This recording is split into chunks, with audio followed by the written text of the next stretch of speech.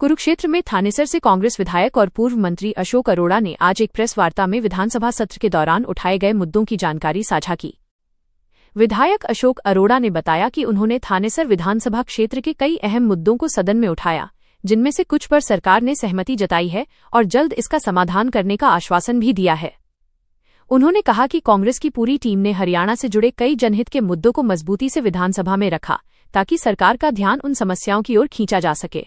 Press वार्ता में अरोड़ा ने थानेसर में बढ़ती अनअप्रूव्ड कॉलोनियों का मुद्दा भी जोर शोर से उठाया।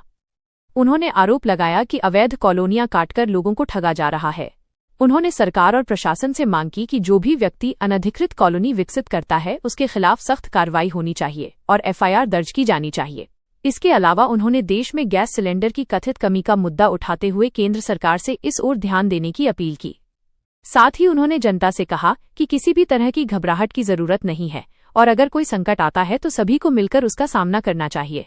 वहीं हरियाणा के मुख्यमंत्री नायब सिंह सैनी द्वारा राहुल गांधी पर दिए गए बयान पर भी अशोक अरोड़ा ने पलटवार किया।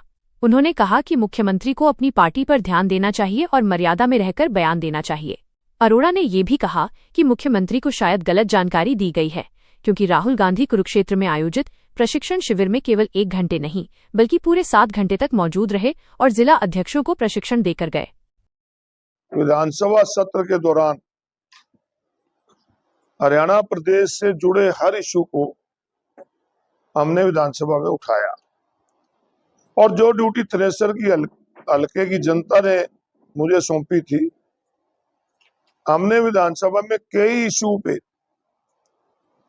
सरकार से अपनी बात मनवाने का काम किया। मैंने पिछले सेशन में भी एक सवाल उठाया था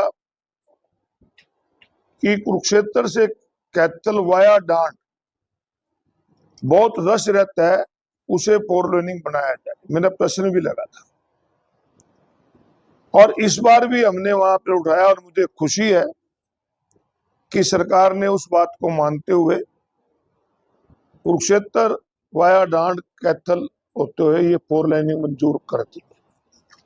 और दूसरी, मैंने कई बार बहुत रश होता है पिपली से यमुनानगर, बल्कि मैंने मुख्यमंत्री से कई बार तंज कसते हुए कहा था जब वो ये कहते थे कि कलैत से बड़े एमएलए को कि कलैत से दिल्ली से 1 घंटे में पहुंच जाते, तो मैंने कहा था लाडवा से यमुनानगर भी बता दो कितनी देर में पहुंच जाओ। उस बात को भी सरकार ने माना, उसके लिए सरकार का धन्यवाद भी है कि ये दोनों सड़कें 4 लाइनिंग बनेंगी।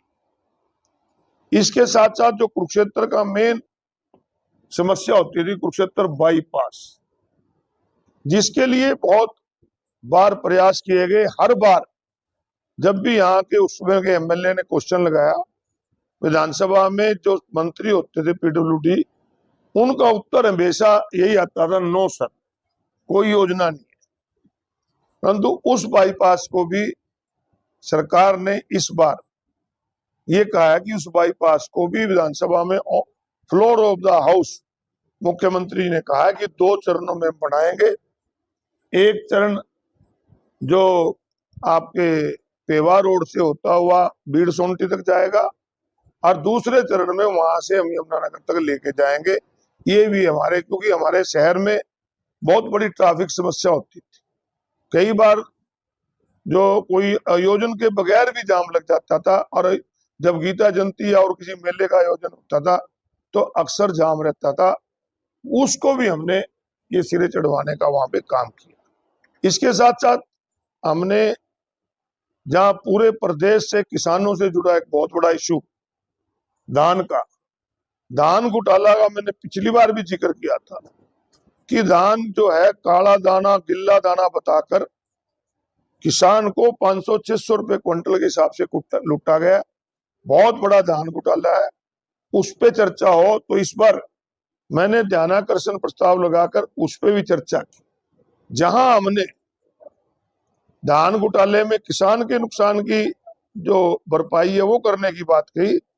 हमने सरकार को सुझाव भी दिए कि अब जो है हाइब्रिड आ गया, जीरी का हाइब्रिड आने से जो पहले सरकार को कस्टम मिलिंग करके 1 क्विंटल में 67 किलो चावल दिया जाता था, अब इसमें निकलता नहीं, तो राइस सेलर वाले को भी नुकसान ना हो। हमने सरकार से कहा कि सरकार प्रस्ताव पास करके इसे 65 किलो करे, ताकि राइस मिलर्स जो कम रेट पे लेते हैं वो पूरे पे ले सके। और उसके साथ साथ, क्योंकि मौसम में लगातार तब्दीली आती है और जो नमी की मात्रा है बहुत पुरानी है, जब हाथ से जीरी कटती थी, गेहूं कटती थी, अब जो जीरी है चाहे गेहूं है, हर फसल कंबाइन से कटती है और कंबाइन से नमी रह जाती है। तो नमी की मात्रा भी जो 17 मोक्सर लिया जाता है, इसको भी बढ़ाया जाए, ये भी बात उठाई। हमने ध्यानाकर्षण प्रस्ताव के जरिए जो आयुष्मान कार्ड धारक है, जिनको बहुत दिक्कत आती है, कुछ तो पहले ही सरकार ने जो दूरबीन से ऑपरेशन होते थे, चाहे उसमें बवासीर का था, चाहे घुटने का था, चाहे किडनी स्टोन का था, उनको बंद कर दिया आयुष्मान से। मैंने कहा भी आपके सरकारी हॉस्पिटलों में तो डॉक्टरों की कमी है, डॉक्टरों के साथ साथ जो स्टाफ होता है उनकी भी कमी है, फार्मासिस्ट की कमी है, तो इसलिए इनको भी चालू किया जाए। और इसके साथ साथ लगभग 600 करोड़ रुपया प्राइवेट डॉक्टरों का सरकार के पास बकाया है, अब तुम पैसा ही नहीं दोगे तो इलाज कैसे करेंगे? ये भी एक महत्वपूर्ण प्रश्न मैंने और मेरे साथियों ने काली घटन से जरिए हमने विधानसभा में उठाया। कुरुक्षेत्र के अंदर स्वच्छ पेयजल मिले, पीने का पानी स्वच्छ मिले, उसके अंदर मैंने सरकार से पूछा कि क्या सरकार की कोई योजना नहरी पानी से जोड़ने की है, और उसमें मैंने उदाहरण दे के कहा कि हमारा जो एरिया है, जिसमें अंचला चौक है, मॉडल टाउन है, रविदास नगर है, हमारे जो मसीता हाउस है, शाम कॉलोनी है, और इसके साथ लगता झांसा रोड का एरिया है, इसमें से लगभग 10 सैंपल फेल आए। तो अगर पीने के ही स्वच्छ पानी नहीं मिलेगा तो कैसे मिलेगा? तो इसका हमने वहां पे उठाया।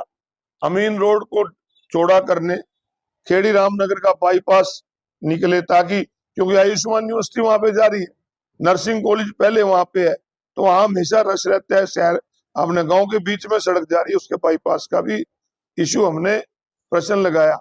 और मैंने विधानसभा में पिपली बस स्टैंड, जो कि 2015 में उस समय के मुख्यमंत्री श्री मनोहर लाल जी ने घोषणा की थी कि इसे हम बहुत बड़ा दिल्ली जैसा बस स्टैंड बनाएंगे, उसके बारे में जब मैंने प्रश्न पूछा तो उसके उत्तर में भी आया कि इसको हम इसकी योजना बना रहे हैं और 2.5 साल में पूरे कर देंगे।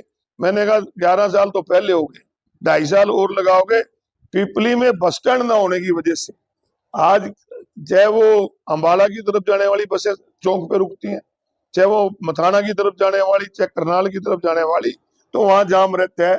तो इन सारे इशू, इसके साथ साथ और भी कई महत्वपूर्ण थे इशू जो मैंने अपने प्रदेश से जुड़े थे, जैसे हमारी SYL का मामला है, इसके साथ साथ हमारे अलग राजधानी बने। हमारे मुख्यमंत्री से कहा कि मुख्यमंत्री जी आप बताएं कि क्या पंजाब के चुनाव को देखते हुए आप हरियाणा के हितों की बलि तो नहीं दे रहे? क्योंकि हमारी जो चंडीगढ़ राजधानी है, इसमें हमें विधानसभा की जगह ही नहीं मिल रही, तो फिर हमारा क्या स्टेटस है, इसके बारे में भी जिक्र होना चाहिए। इसके साथ साथ हमने बजट के ऊपर भी, बजट पे भी बोलते हुए हमने मुख्यमंत्री से कहा, मुख्यमंत्री जी का एक बजट स्पीच में था कि हम लगभग 16-17 शहरों में हुड्डा के सेक्टर काटेंगे। मैंने कहा मैं स्वागत करता हूं, अच्छी बात है कि सेक्टर कटे ताकि भूमाफियों से बचा जा सके, परंतु उन्होंने इस बीच में एक लिख दिया कि ई पोर्टल के माध्यम से अगर हमें जगह मिलेगी तो हम सेक्टर काटेंगे।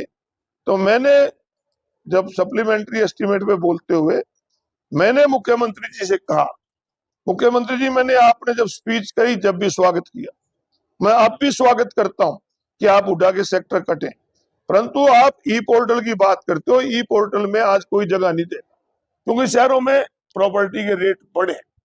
आप नो प्रॉफिट नो लॉस पे जमीन लो और मार्केट रेट पे जमीन लो और नो प्रॉफिट नो लॉस पे बेचो, उसमें ड्रा निकालो, SC/BC की रिजर्वेशन दो, इकोनॉमिकल वीकर सेक्शन की रिजर्वेशन दो, ताकि गरीब आदमी को कम रेट पे प्लाट मिल जाए, नहीं तो 1-1 लाख रुपए के लेना पड़ रहा है।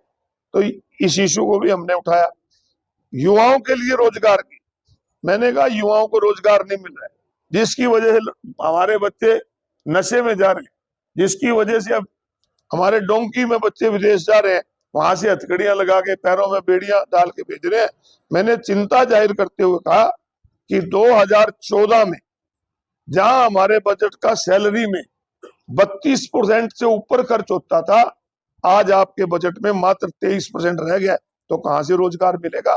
तो इन इशू को हमने विधानसभा में, मास्टरों की कमी की स्कूल में, पुलिस स्टाफ में, लॉ एंड ऑर्डर की स्थिति पे, स्टाफ की कमी है, सिपाहियों के 39% खाली पड़े हैं, इन सब बातों को हमने जहां उठाया, थनेसर की बात भी रखी।